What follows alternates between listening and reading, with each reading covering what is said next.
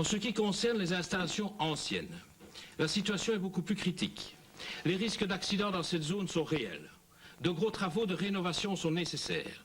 Ils consisteront en priorité à remplacer la toiture de la tribune debout couverte, à remplacer les barres d'appui en béton, à revoir tous les ancrages mécaniques réalisés dans les bétons des gradins, à sonder tous les bétons dont les morceaux pourraient tomber ou qui pourraient se rompre.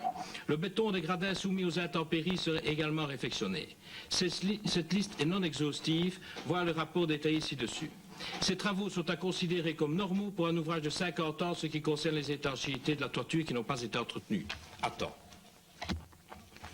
C'est vrai. Bon. Voilà, en ce qui concerne le rapport Vincent, je vous en prie, vous pouvez le consulter, chacun à votre tour.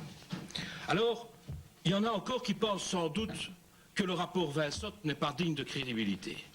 Comme certains n'ont pas hésité à dire que les pylônes n'avaient rien.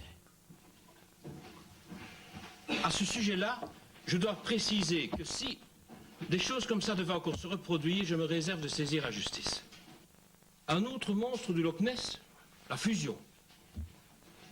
La fusion est signée, paraît-il. Je l'ai entendu, je l'ai lu. Et puis c'est démenti le lendemain. Il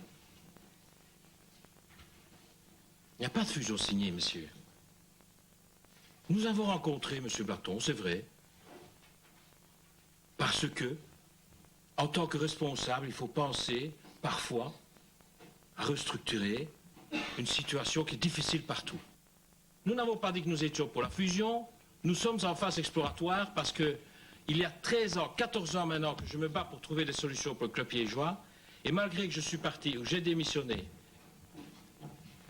il y a 2 ans et demi maintenant presque, je continue à soutenir le club comme personne avant moi ne l'a fait.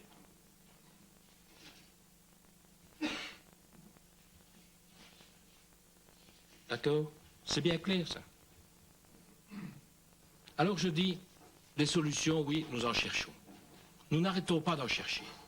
Mais quand j'entends des supporters qui négocient par presse interposée, pardonnez-moi, avec moi, pour me dire qu'il n'y a qu'à, il faut qu'on, il n'y a qu'à le faire, par exemple en disant, la communauté française va racheter le site de recours, ben oui, pourquoi pas? Elle cherche à vendre ses tennis, sans doute pour, disons, avoir un peu de fonds pour acheter le site de recours. C'est rêvé, parce que nous avons vu à de nombreuses reprises la communauté française, qui est exsangue. S'imaginer que dans la foulée, la province reconstruira un nouveau stade. Il n'est pas interdit de rêver, bien sûr. Mais nous ne rêvons pas, nous agissons, nous sommes allés voir à plusieurs reprises aussi. Et notamment la dernière fois, ici au mois de septembre, le gouverneur, pour voir s'il y avait encore une solution.